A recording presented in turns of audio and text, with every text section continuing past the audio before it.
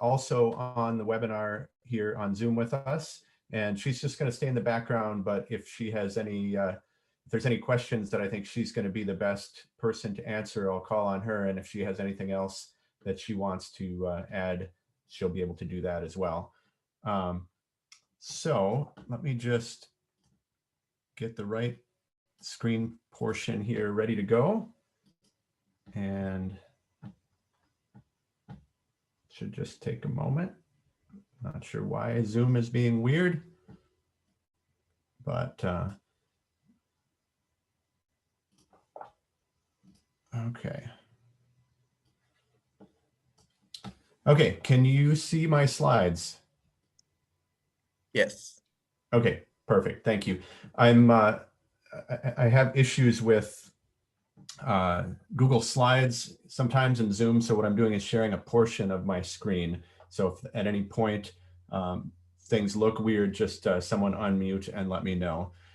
So what we've designed is about an hour-long session. I'm going to try to save some time at the end for questions. I got a couple of questions by email in advance of this, and then we'll also hopefully have a chance to let you unmute and ask questions as well. And I can stay a little bit longer at the end if necessary. But essentially what we wanted to cover today is a research 101 type of session, grant writing skills and some things that you might be able to put into practice now during your graduate school career. And then as you move into your career postgraduate school, whether that's an academic career or a career in industry or in a nonprofit organization, and how these skills can translate into different types of careers. Because we only have about an hour, we're going to do a pretty high level look at a bunch of different topics. And then if we need to do any follow-up via Q&A, or if you have specific questions about a particular grant opportunity that you might be pursuing, Jessica, my colleague, and I are available to kick those ideas around with you one-on-one after this meeting, and that's part of our role at the university. So just a quick look at what we're going to go over today. Again, just looking out at how grant writing might be useful throughout your career, no matter what your career is. Kind of a look at the funding landscape and your chances of success and how you can maximize those. And then taking you through the process of proposal planning. How do you find the right opportunity? How do you plan for it? How do you actually write the grant proposal? How do you get it submitted to the agency? And then how do you keep improving and getting better over the course of your career? And that's something that we can all do as we work on grant proposals. So first of all, just starting off, I assume because you're going to graduate school, many of you are thinking of an academic career, or at least you're in an academic position right now during grad school. You might do a postdoc as well that could involve some sort of proposal development. So what are the expectations of an academic career? Well, in most universities, most colleges, that's a mix of teaching, research, and service. And depending on the type of institution that you're in, for example, if you decide that you want to work at a community college, then the amount of time that you're going to spend teaching and doing service might bump up a little bit from that pie chart on the top. So you're going to get an appointment if you stay in an academic career that it probably includes all three of these things. If you work, again, if you work at a community college, maybe you're not going to be doing any research officially at all, but maybe you want to keep that going on your own because you have a passion for that. So that might be just a very small sliver of your career, or you might start doing research in educational methodologies or education related to your specific discipline. So there might be ways that you can continue to pursue research even if you're in a primarily teaching role. On the other hand, you might go to work at a research institute, a standalone research institute, or an institute that's part of a higher education institution. And in that case, your role might be entirely research. That green part could be the entire amount of time that you spend in your day. So keeping these things in mind, we thought we'd start out with a little humor. how do professors actually spend their time? And this is on the left side, an actual survey that was done. It's been a little while now, but based on what faculty members actually reported, they spend a little less than 20% of their time on research, a little more than 20% of their time on service, and then the rest of their time on teaching. And you compare that to a faculty member at a place like Michigan Tech, for example. Most faculty members at Michigan Tech, their contract actually suggests that they should be spending about 40% of their time on research, about 40% of their time on teaching, and about 20% on service. So you see that the reality is only even close when it comes to the service portion of what faculty are actually spending their time on. And then on the right side are just a little humor about it. What do you want to be doing? And then what would you like to spend your time on? Most faculty would say, don't tell me what to do. I'll pick that out myself. But I just put this up there to say that if you have a passion for research and you wind up in a tenure track position, you can definitely expect a lot of pressures on your time, especially post tenure. A lot of institutions do a really good job of protecting people's time while they're on the tenure track. But then once you get tenure, often you're going to be asked to do a lot more service than you might have been asked to do early in your career. And so you'll experience some pressures on your time trying to figure out how you can get the research work done that you would like to do. So you're going to have to be very intentional about planning and about executing that plan to make sure that you get things done in a way that makes your research goals move forward. So as you think about how you're going to do that, many of you may have actually already written your first proposal. Some of you might have written a graduate fellowship proposal to get funding for your career. Maybe you've worked on a proposal with a faculty member. But if you haven't, basically the idea works like this. You have an idea and you think through who might fund an idea like this. Maybe it's the National Science Foundation, maybe it's a private foundation. So you've thought a little bit about that and you think, okay, I have this great idea. I'm just going to write a proposal and then I'll get some money. And there we go. Well, it is that easy, but it's not quite that easy. So the reality of how external research funding works in today's climate is that at best, with most agencies, most foundations, most organizations that fund research proposals, about 10 to 20% of them get funded. And so your goal is to try to figure out how you can be most competitive in a really competitive funding environment. And so to set the stage for that, we thought we would ask you to think like a reviewer. And on the next slide, what I'm going to ask you to do is to spend about 3 or 4 minutes to look at these 3 abstracts. So you're only going to have about a minute to read each of these abstracts. And then we're going to use the comment section, the chat window. And I'm going to ask you in just a minute to tell me which one of these 3 you're going to fund. You can only fund one. And so I'm going to start the timer. And then in about 3 or 4 minutes, I'm going to go ahead and ask you to put your number in the chat, and we'll take a look at what the results are. So go ahead and start reading.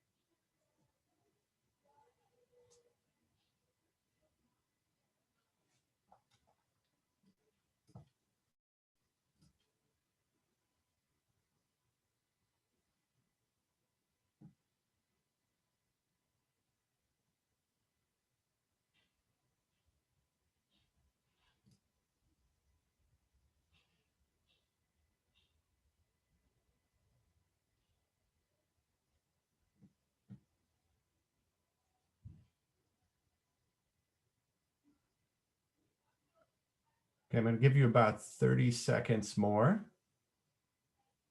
And I see some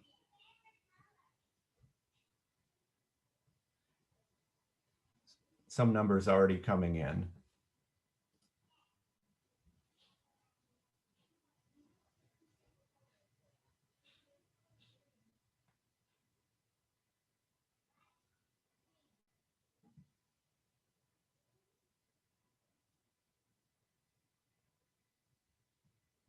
All right, if you have not put your number in, go ahead and do that. I see a lot of 2s, a lot of 3s. And if we were actually in the room together, what I like to do when I do this exercise is actually break people up into teams and have you give a little feedback. Is anybody willing to unmute and give us about a 10, 15 second thought about why you chose what you did?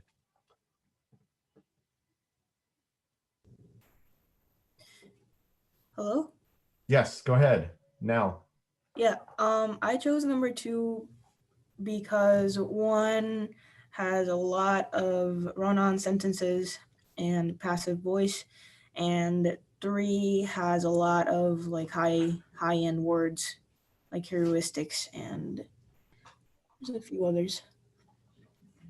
Okay, thank you very much. And what we typically do when we do this, and what we do, what real review panels do, is they give you some feedback on every one of the, so you'd be asked to provide feedback, not only why did you fund a particular one of these, but why didn't you fund one of these? And so even in just that short couple sentences, you heard things that were both related to the science that was being proposed, related to the research that was being proposed, but also something related to the communication aspect of it, run-on sentences, how the overall feel of it, whether it was communicated well to you or not. And so those are all things that you need to keep in mind as you start writing. And so one of the things that Jessica and I do when we talk to people about proposal writing is that from the moment you start writing until the moment you're doing your final edits and submitting, you need to think like a reviewer. Think like the people that are going to have to read what you're proposing, and what are their questions going to be? What kind of context will they have? How many of these will they be reading? So in some cases, they might be reading 10, 12 different proposals all at once and being asked to write and provide feedback on those proposals. How can you make their job easy for them? And how can you make it such that yours is going to be the one that they get excited about?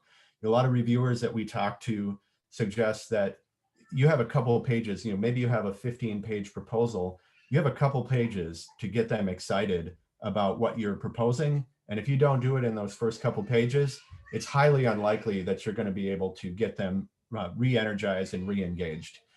And then the last thing I would say on this particular slide is all 3 of these were funded projects. So number 1, I think only in the comments that I saw in the chat that I saw, only one of you selected number 1, but that was also a funded project. All 3 of these were funded by the National Science Foundation. Now, obviously, this is just a very small portion of what was submitted to the National Science Foundation.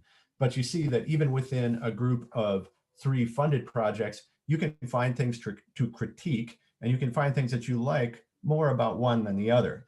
And so when you ask agencies about why some proposals are funded and others aren't, you're going to get a lot of answers, and we'll go through some of those today. But the number 1 reason why proposals aren't funded is because there's not enough money. It isn't because you don't have a good idea. It's because there's just not enough money to go around. So you have to ask yourself, how can you have the project that is the most exciting, the most well packaged, that is put together in such a way that excites the people that are reading it the most? And those are the things that will put your proposal over the top against others that have equally good ideas.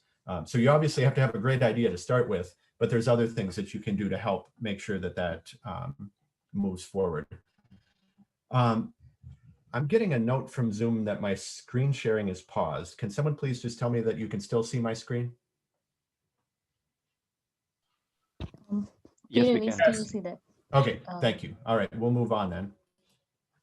Okay, so before we get into some of the mechanics of proposal submission, I just wanted to touch base briefly on what if you're not planning an academic career? Is this the sort of thing that's still relevant to you? And the answer, in my opinion, is definitely yes. If you go into industry, a lot of times what you will be doing in the course of your industry career is pitching your ideas, pitching proposals, pitching things to move your teams forward. For example, if you're a manager and you're vying for resources for budgetary resources for the coming year, you want to be able to communicate to senior management what you're going to do with all of those resources and why you need more than another person and why your ideas and your team's ideas are worthy of support. The kinds of things that will be useful in industry and in management and in organizational behavior, no matter what kind of organization that you go into, a lot of these skills translate. So I would say even if you aren't sure whether you're going to be doing, maybe you're planning a teaching career, you're still probably going to be needing to pitch ideas on maybe you're writing a new curriculum or maybe you're writing a report for accreditation. These are the sorts of skills that will translate into a variety of different careers, whether you're planning a straight research career or a mixture of teaching, research, or a career in industry. These skills will certainly translate. So let's say you've decided you're going to write a proposal. What are the first steps? And so what we like to say is the first steps that you should take when you're thinking about submitting a proposal are competitive intelligence steps. Thinking about who you are, where you are, what the state of your field is, starting to build a story that's bigger than the specific research idea you might have. You have to think widely about the different spheres of influence and the different circles that will impact your ability to be successful. And so this next slide here, it kind of gives you an idea of the context in which these ideas come about. So let's say you're a tenure track faculty member, or you've just gotten your first job. It's the fall of your first year in your position, and you're starting to think about, all right, I've got several years to show success as an independent researcher. How am I going to get proposals out the door and make that happen? Well, the biggest thing that you can think of is that it's not just you. Think about the context in which you will be doing research. You have a department that has potential collaborators. In some cases, they might be competitors. You might be submitting proposals to the same funding programs, but they might also be potential collaborators. You have potential collaborators across campus. You have former advisors, former fellow graduate students who may have gone on to other institutions that you might be able to collaborate with. You have deans and department chairs who have just spent a fair amount of time and money to recruit you and to get you into this position and give you a startup package. So they have a vested interest in seeing you succeed. And then you have conferences that you can go to and colleagues that you might meet there. You have presentations that you'll attend and get ideas from there. Publications that you read. You have pilot studies. Maybe you're doing a pilot study with some of the startup money you have. So you have all of these things on the left side of the screen going on, in addition to like the sponsored programs office and the research infrastructure that are going to help you with the business aspects of it. And so you need to think about all of that context and how you can make the best possible use of all of those potential resources as you move forward. And then out of that context will come ideas, and then multiple different agencies and funding organizations that might be able to be of benefit to you. But you have to think about the context for the research, before you actually start submitting the proposals. And part of that is your environment. And I inadvertently clicked to the next slide there too quick, but here it is. So this is an example of the environment. This is Michigan Tech. This is the most recent year available, 2019. The year ended about a year ago in July. This doesn't change a lot from year to year, but it does change a little bit, and it changes a little bit over time. So who are we getting funding from at Michigan Tech? The vast majority of the funding that we get is from the federal government. That on the left side there, that's 71% of our funding is coming from the federal government. And then we also get, especially for our size, we get a fairly large amount of money from industry for research. And then the smaller pieces of the pie there are also in the mix. But it just kind of shows you, okay, if you come into a job at Michigan Tech, you probably should be thinking about federal funding and some industry funding if you're in a field that industry funding might be an option for. And what this tells me as I look at it is that you're going to have colleagues and a research infrastructure that has a lot of experience in working with these types of funders.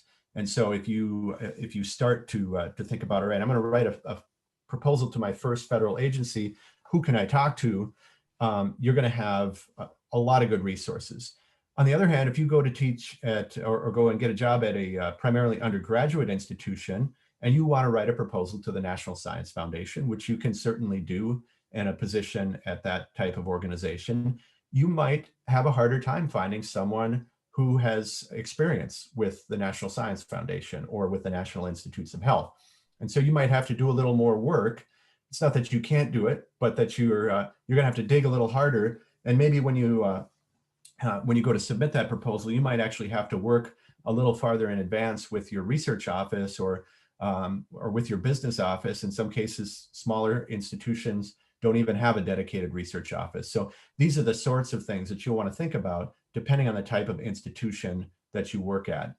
And then on the right side, within those federal awards, the 71% on the left there, who are we getting funding from at Michigan Tech? So you'll see we have a lot of experience with the Department of Defense, a lot of funding from the National Science Foundation, and then to a little lesser extent, NASA and some of the other federal agencies. So for example, if you are an education researcher and you think that US Department of Education is going to be your number one source of funding, and you look at, who are we getting funding from at Michigan Tech, you might have a harder time finding a mentor within the institution. And so you might have to work a little harder to either find someone or to find someone outside of the institution who might work with you on a proposal. So those are the sorts of things. It's important to think about the context. And then as you start to think about, okay, what is fundable, then what we recommend is what's called the Heilmeyer Catechism. And this is named after a guy named George Heilmeyer, and he was the director of DARPA, which is a research agency in the Department of Defense. You may have heard of DARPA before. It's an agency that kind of funds wild, big ideas. And DARPA was the agency that funded the research that turned into the internet, among other things. So they fund these big, wild ideas. And one of the directors back in the 1970s came up with these 9 things to help DARPA program managers think through, of all these wild, crazy ideas, these high risk, high reward things that are coming into us, how can we decide what options are the best for us to fund? And so he came up with these 9 things, and we find them extremely valuable as you start to think about your own research. Can you articulate, what are you trying to do? Can you say it in such a way that even someone outside of your field can understand why this is really important and why this should be something that is of interest and fundable? What are the limits? How does this fit in with what is currently available in your field? So what's new? And importantly, who cares? There are a lot of things that we can do, but the question is why? Will anyone care if you're successful? What impact will it make? Particularly when it comes to the federal government and state government dollars, when research decisions, when funding decisions are being made, a lot of times these agencies have to go back and justify what they're funding back to the taxpayers who are ultimately paying for the research. So if you can't come up with a reason why this is important to a broader audience, then it's probably something that might move further down the funding list, even if it's great science. It might be interesting to you, but it still has to have the impact outside of your lab, outside of your own personal interests. So what is the difference? What are the risks and the payoffs? So this is something that you can think through for different agencies differently. And that's something, as you do your pre-proposal intelligence gathering, what is the tolerance for risk among the agencies? So DARPA, like I was just talking about, they're an agency that likes to fund high risk, high reward projects. If you think about industry funding, for example, on the other hand, a lot of times industry want projects that are going to pay off in the short term. They want to fund research that is going to lead to them having more profit.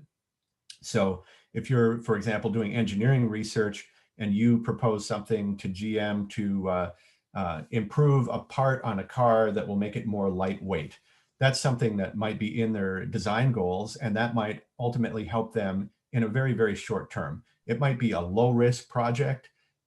It might not have a huge impact on the field, but if it can give them a slight edge in something that's helping them meet a design goal, that might be something that they want to invest in. So you have to think about these things differently for different sponsors, but don't propose a high risk, high reward project to an agency that has a low tolerance for risk. And then you have to think about how much is it going to cost? How long is it going to take? Sometimes projects that have a long time horizon, the federal government is more interested in making an investment in that than private industry might be. But you have to talk about those things with program directors and make sure you're proposing the sorts of projects that are relevant to the agency. And then finally, making sure that you have a way that at the end of the project, how are you going to know if you're successful or not? I read proposals all the time, and sometimes I get to the end of the project description, and I see, okay, here are our goals. We want to advance the state of the art in this particular area. Okay, how will we know if you're successful? What level of advancement is going to be are you proposing? How will you know that? I mean, certainly if you and a graduate student work on this project for 3 years, you're going to figure something out, but is it incremental? How can you describe that in such a way that someone will know a little bit more specifically what your metrics for success are? And so as you think about scoping out projects, whether it's for a fellowship application or your first research proposal, the Heilmeyer Catechism, these questions can help you really tailor your project in such a way that it answers questions that reviewers will need to work through before they decide that you're going to be in the funding category. Okay, so let's say you've come up with an idea. Now you need to think about how are you going to find someone that's willing to fund that. And so here are some of the quick tips that we have for that. So look at funded proposals. So you might have, for example, if you're working in biological sciences, you can go to the National Science Foundation. You can look at their Biological Sciences Directorate. You can look at programs within that directorate, with divisions within that directorate. You can look at programs within those divisions, and you can find funded abstracts just like the ones that I put up on the screen earlier that you read. Even more detail than that. So you can find, in many cases, especially with federal agencies, you can find the types of things that they've funded before. And if somebody's funding work in your field, then there's a pretty good chance that you'll be able to submit a proposal that is at least in the realm of funding of the sorts of things that they're interested in. Another great way of doing this is to think backwards from this. So most of you know who's funding your advisors, who's funding your colleagues, who's funding the superstars in your field. When you go to a conference and you go to these sessions, a lot of times they'll put right up on the screen, this work was funded by the National Institute of Infectious Disease or something like that at the NIH. But even if you're not seeing that, this link that I put in the slides here, federalreporter.nih.gov, it has an nih.gov address because it started at the National Institutes of Health, but it now includes several different federal agencies. And what this does is it allows you to go in and search by name and find out where across the federal government an investigator is being funded. So you can take the name of that superstar in your field, put their name in, and see not only what agencies they're getting funded from, but what programs specifically, and then you can think about targeting those similar programs. So I'd certainly encourage you to do that as you start to get ideas about what agencies and programs are of most interest, because you can be surprised pretty quickly about how things work. For example, the largest funders of cancer research outside of the National Institutes of Health and the largest funders of certain types of cancer research overall in the US federal government actually come out of the Department of Defense. So if you're doing cancer research, you certainly want to be looking at the National Institutes of Health, but it wouldn't necessarily be obvious until you start looking into it that the U.S. Department of Defense is funding a lot of cancer research as well. Likewise, if you're an engineer, you might think that you want to go to the National Science Foundation. Certainly, you do want to do that. They have a directorate for engineering at the National Science Foundation. But dollar-wise, the National Institutes of Health funds more engineering work than the National Science Foundation does. And that's simply a matter of numbers. They just have a much larger budget than the National Science Foundation does. And so you want to start thinking through these sorts of things that, if you have potential health implications of your engineering work, or you can collaborate with someone in a health field, then maybe the NIH is something that you want to consider for your engineering work. So these are the sorts of things that you want to think through as you start trying to find funding and working through that process. The next slide here thinks about different types of funding organizations and the kinds of projects that they fund. And I touched on this a little bit in a prior slide, but government funding, obviously these are your tax dollars. These are highly competitive, peer-reviewed proposals. They're open to just about anyone. They are almost always peer-reviewed. To some extent, in some agencies, there might be internal-only review, but for the most part, they're competitive funding applications, and you can find the information online. For almost every grant program, the US government is required to publish a certain period of time before the proposals are accepted. So they're going to be publicly posted. You're going to be able to get involved, see that information, and submit. Fairly low success rates, depending on the agency, depending on the program. It's going to be even less than 5% in some cases to maybe 25% in the most optimistic case in the US federal government. State agencies, different states spend different types of money on research. Right now in the state of Michigan, the amount of money that we spend on research is relatively small, but in certain programs, in certain research areas, you can still get some state money. Corporate funding, we talked a little bit about before, but typically corporate funded research, they are looking for a return on investment. They want something that is going to help them have a better product, design something better, save money, put money back in their pocket, or make money for their shareholders. To some extent, they may have a charitable giving arm, a corporate foundation that might be a tax advantageous way for them to help support education, help support your research in such a way that it helps their tax situation. So in that case, it might not necessarily have to be quite so tied to their bottom line, but in general, corporate research, they want to fund projects that are going to help move their projects forward. Foundation funding is also it's very interesting. It's philanthropic funding. These are private foundations that I'm talking about here. These are typically family-driven, or in some cases, in terms of corporate foundations, organizational-driven. So they're managed based on a very specific set of interests by the people who set them up. So, for example, if I have a large amount of money and I want to save money in my estate planning, by giving some of that away and creating a foundation, I can do that. And I can say that I'm going to create a foundation that is going to give money to support the research in the College of Forestry at Michigan Tech. And I can totally do that as long as I follow all of the IRS rules. Somebody who's studying forestry at a different university might say, hey, that's not fair. But I can say, hey, it's my money. I will do whatever I want with it.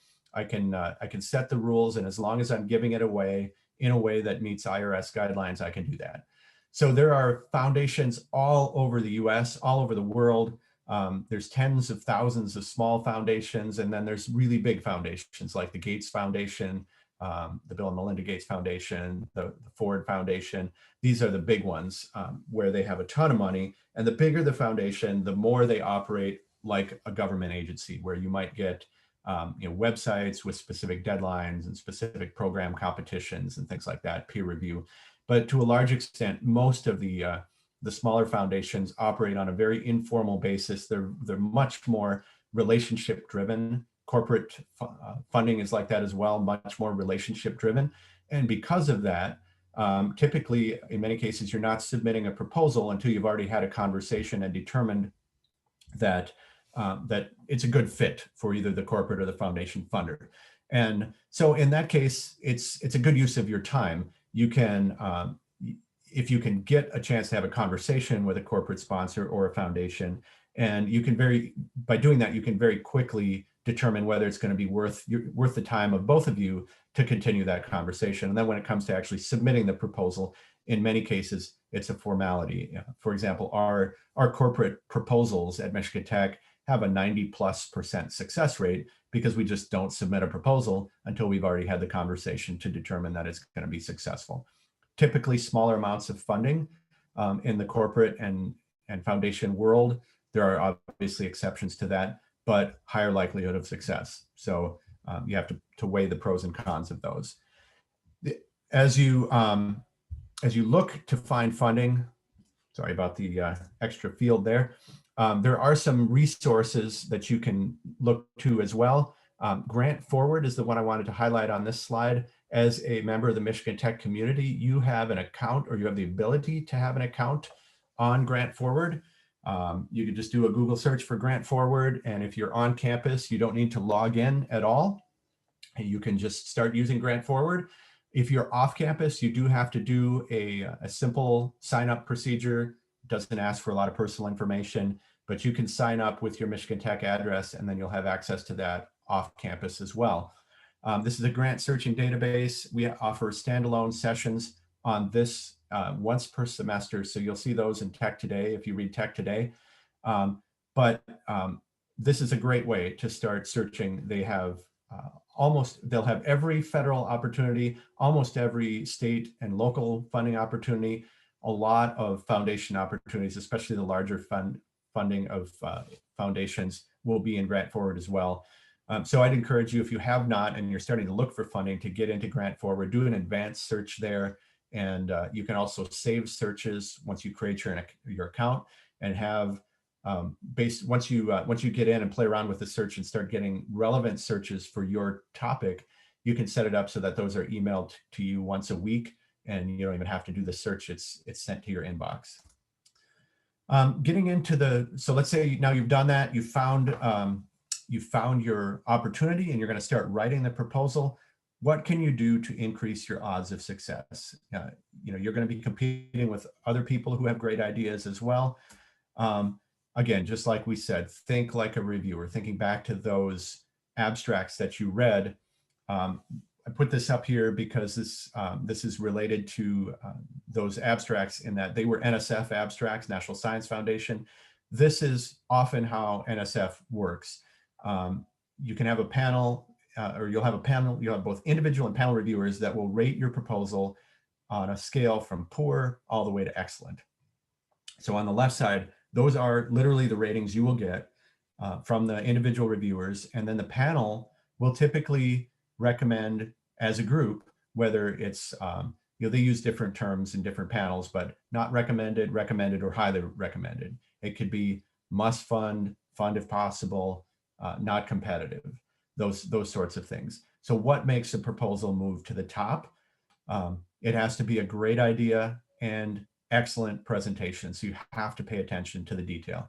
If you have a great idea that's poorly presented, or that misses some of the details in the solicitation, you might get a reviewer that's just really enthusiastic about the project, but it's unlikely to make it to the top, because you're really competing against the best of the best. If you have a poor idea, or if you submit it to the wrong program, it doesn't matter whether it's well presented or not. You're still probably not going to be funded, but you just have to make sure that you're doing everything right to get to that funding decision. And not going to spend a lot of time on this, but again, as an example of this, look on the left and then look on the right. These are descriptions of the same exact thing. 2016, I don't know how many of you are baseball fans, but the Cubs won the World Series for the first time since 1908. So it had been over 100 years. On the left side, there's a brief write-up of what happened. It's just the facts. On the right side, there's something that's much more inspiring. It takes the person who's reading it right into the situation. And you're probably not going to be able to include video or GIFs in your research proposal, but it includes a graphic as well that captures the moment. And so you see that excitement comes through a lot more on the right side than it comes through on the left side. How can you capture that in your grant proposal writing? That's what you want to do. You not only communicate, but you want to communicate in such a way that the reader is excited about it as well. So best practices to do that, obviously start early, not only because it's just a great idea, but starting early will allow you to get feedback from multiple people. Getting feedback from multiple people will definitely, that's the number one thing you can do to make your proposal better. You're going to get feedback one way or the other. You might get it directly from the reviewers as the first time somebody else reads your proposal. But if you get that in advance, you can head off some of those concerns from reviewers by getting that feedback in advance. So one example of this is, you might get feedback. Let's say you write a proposal and you give it to 3 different colleagues to read. 2 of those colleagues, one of them says, I really think you should do this and go in this direction. The second colleague gives you feedback that says, I really think you should do this and go in a different direction. What do you do about that? That's real feedback that happens all the time in proposals. You might have 2 divergent options and you have to choose one of them because you think that that's the one that's going to work. What you can do when you realize that you have that conflicting feedback is you can address that head on in your proposal, and you can write it in such a way that answers that question for the reviewer that might have suggested the option that you're not choosing. So for example, you can say, an additional technique would be to do this. Here is why we are choosing to do this, your chosen technique. And you can say this is a backup plan. This is something that we will explore if we have time, other things, but you can address those questions once you know about them and get that feedback in advance. I'm not going to go through these. You all can read. I don't need to go through these all in great detail, but figures and images are worth the space. I will say that, especially high quality figures and images. One of the best things that you can do early on in your proposal is to have a graphic or a figure that shows the overall project all in one figure. A picture can say 1,000 words. So when you have a reviewer that maybe read your proposal on a plane on the way to the review panel, and maybe they're skimming it, maybe they got interrupted, and then they go back to write the proposal, or maybe they've read it and did the review, and then they want to go back and refresh their memory about what you're proposing to do. If you have everything in one figure, here are all of our research goals. Here's how it flows through the tasks. Here's who's going to be involved. Here are the expected outcomes. All of those things in one spot, it makes it really easy for a reviewer to refresh their memory and to look in 30 seconds and just see, this is the impact of the project. I can see exactly what they're doing, where they're going, and how it's going to be important and successful. Obviously, look at funded examples if you can. It's a great idea, but don't get too hung up on them. There are 100 different ways to write a successful proposal. If you look at one of them and think that that's the one right way, it's not necessarily going to be the case. So don't get too hung up on them, but you do want to think about certain styles for different agencies. Agencies have a different style of proposal writing. Certain foundations are way more informal because you're going to be writing to a more generalist audience if they don't have scientific peer review. In many cases, the federal agencies, you're going to be writing to your peers. So you can get into a little bit more of the technical detail while still making sure that a generalist can understand your research. So speaking to the audience is really important. Like I said, get as much feedback as you can and do it before, with enough time so that you have enough time to revise and get that feedback integrated before you submit. And then the other thing that I just cannot stress enough is to follow the rules. And what we find is that when we work with graduate students on projects and early career faculty, for the most part, you guys are the best at following the rules because everything is new to you. You want to write your first proposal to the National Institutes of Health, you're going to figure out what you need to do and you're going to follow those instructions. The more proposals you submit, the easier it is to just reuse content and reuse what you think you've done in the past, or reuse what you've done in the past and use it again. And what happens is agencies change, rules change. And over time, something that worked a year ago in a proposal to the National Science Foundation might now be against the rules. So treat every proposal as a new submission. When they say it's 15 pages, it's 15 pages. Don't submit 16 pages. When they say it's 12-point font, double spaced, don't use your LaTeX magic to just squeeze it in and have it be 1.98 space, because they might actually check that and your proposal might get kicked back without review. So follow the instructions, think about formatting, think about white space, thinking about making your proposal easy and good to read, and you're going to win friends on the review panel that way. And then getting to the end here, and then I'll save some time for questions at the end here. What's the role of the university and what support do you have? How do you actually submit a proposal? So first of all, whether you're at a university or a different type of organization, there is almost always oversight in these projects. Almost always organizations submit proposals, not individuals. There are some very limited exceptions to that, and you're in a position where you might actually have one of those exceptions. Graduate fellowships are one of the primary exceptions to this. But if you're in a full-time position, whether you're in a staff position, a research faculty, postdoc, or a faculty, a tenure track or tenured faculty position, almost every proposal that you submit is going to have to be submitted by the organization. You're going to do all the work, you're going to write all the proposal, but the agency typically wants to know that the university is on board and that we have appropriate oversight in place. And that's why the organization has to submit. So what does that look like?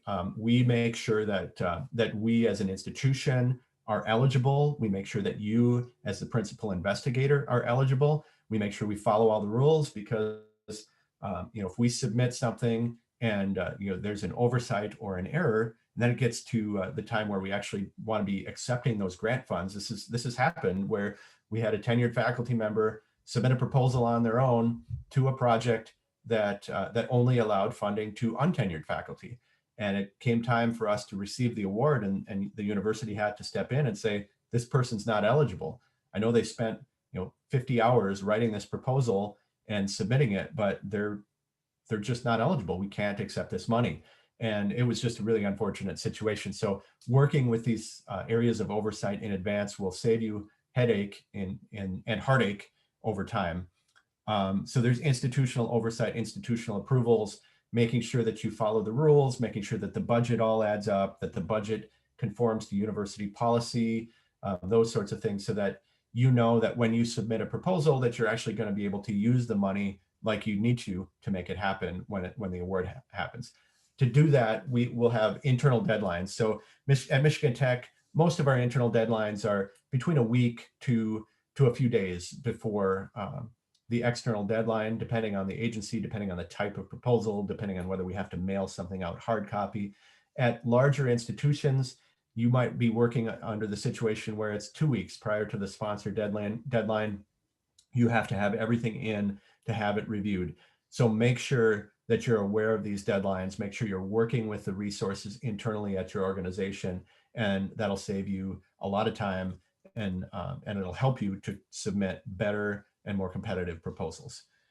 And then again, what are the sorts of things we do? We make sure that you're eligible. We can double check and make sure that you're submitting all of the required proposal elements. So one of the things that a lot of first-time proposal writers don't think about are the things outside of the research idea. So you're going to be very passionate, very excited about submitting a proposal to do X, Y, and Z within your field.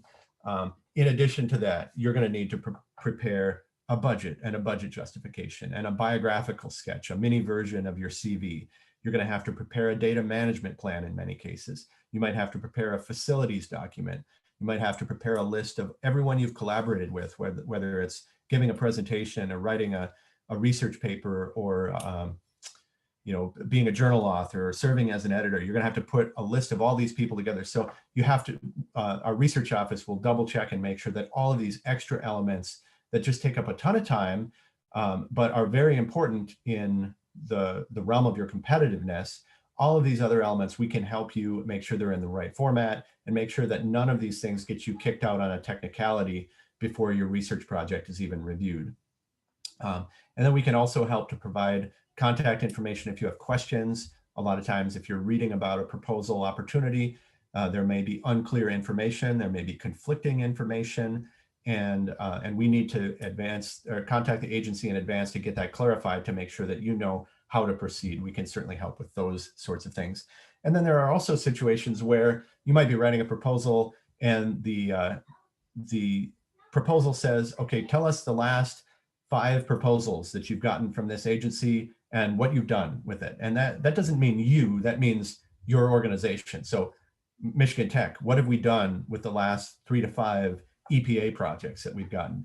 And instead of you having to go around and knocking on doors and seeing, you know, who's gotten money from them before, how do we get this? The research office can help with those sorts of things. And then finally, getting better. As I mentioned early on, funding rates can be brutal. Could be as small as 1, 2, 3%. Some of the Ford Foundation proposals, Gates Foundation proposals have funding successes in the low single digits. Other early investigator programs in particular agencies have much more attractive funding success rates, but they're still competitive, highly competitive. So these, the reality suggests that you may not get funded the first time around. If you do, that's great. But if you don't, how do you get better? You just keep working at it, keep getting feedback, keeping at it. The number one thing other than getting feedback from colleagues is just persistence. That's how people get funding. That's how people are successful in this realm of proposal writing. Don't give up, keep at it. Learn from what people tell you, whether it's internal reviewers or reviewers at the agencies. Keep trying to get better and keep at it, because the only thing that you can do is keep trying, and that's how you'll be successful. We do have resources on our website. This link will be in the slides that get sent out. We have what we call the Research Development Toolkit. This has some agency-specific resources. It'll have links to different sessions that Jessica and I have done in the past that you can look through. And then it also has our contact information. So if we can be successful as you start to write proposals, we're happy to do that as well. So again, this is a very high level discussion. We could have spent an entire hour easily on NSF proposal writing, but we just wanted to give you the basics and to think through how you can be successful.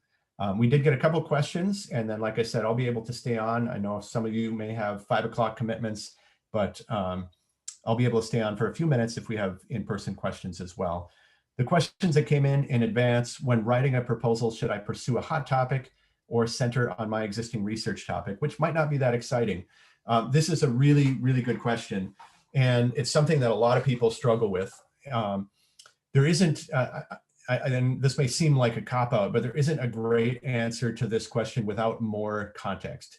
So what you'll want to do, what I would advise this particular person is to find the funding agency that you might target and think about the particular program, and within that program, what is going to be the most useful thing for you to do, and then talk to a program officer.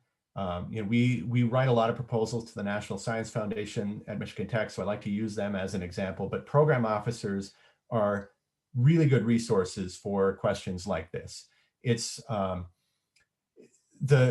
hot topic can be really exciting. It can get reviewers excited, but if you have no preliminary data, if you don't have publications in that area, if you don't have the resources and equipment, the facilities to pursue that hot topic, then that proposal will likely be less competitive than something that is a follow-on to your primary existing research thrust.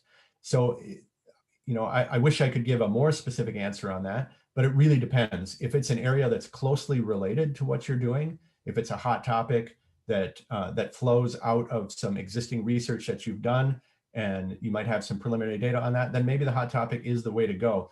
But it isn't necessarily an either or. One of the things that a lot of people struggle with is keeping the good ideas coming as their research career goes on.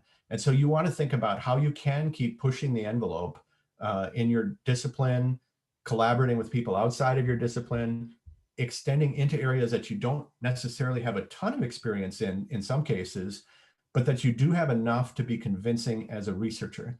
So, and how do you get that? It's a lot of experience thinking through with your colleagues, what can we do if we work together? What are the next ways that we can make an impact?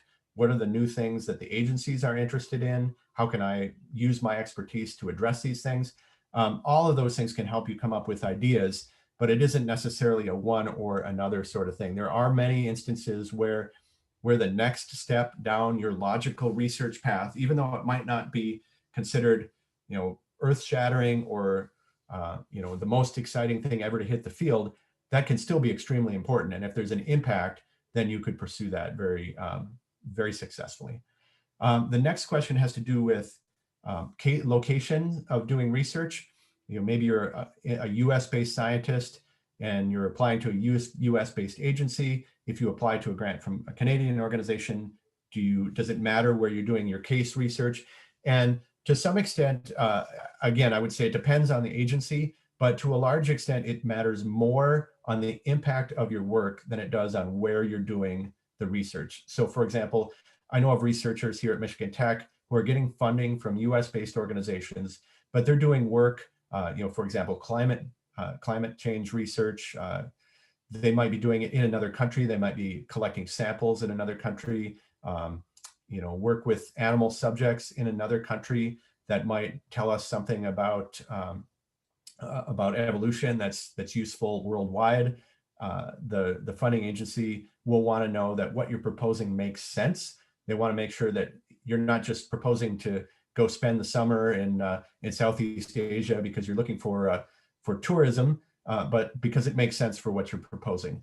I guess in response to that, I would say propose what makes the most sense, what is the best location for your work, and as long as it meets the funding agency requirements, then you're probably going to be competitive. And when I say meets the funding agency requirements, in many cases, for again, US federal agencies are spending US tax dollars. If you do work in another country, you're going to have to show that what you're doing does have relevance to the US, but it doesn't necessarily have to be only research done in the US. So with that, those were the only questions I got in advance. I'll go ahead and open it up either via chat or via the unmuting yourself. If there's anyone that has a question, go ahead.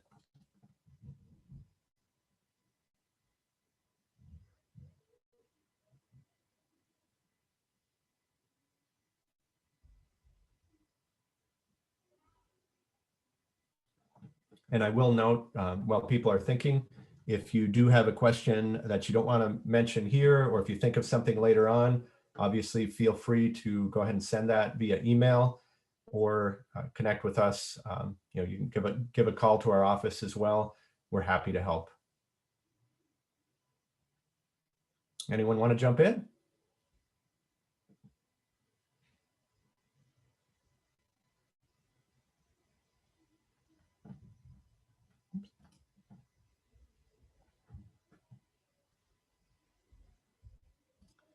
Okay, well, with that, then I guess I will. I'll stop screen sharing, and I can stay on the line if anybody thinks of anything as people are trickling out. But I will make sure that these slides are sent out so that they're available to you. And if you do have questions, certainly reach out to us anytime we can be of assistance. Yeah, thank you, Peter, for your wonderful presentation. And if anyone have questions, we are going to stay in the link for a while. And while you are waiting, you can fill out the feedback survey. So I'll repost the link for that. So if anyone want to give us the feedback, you can give the feedback in the feedback survey. And those who fill out the feedback survey will get a chance to participate in our raffle draw as well. So that's a good thing. And does anyone have any question from this session? This session is recorded, so I'm going to send that to you along with the slides.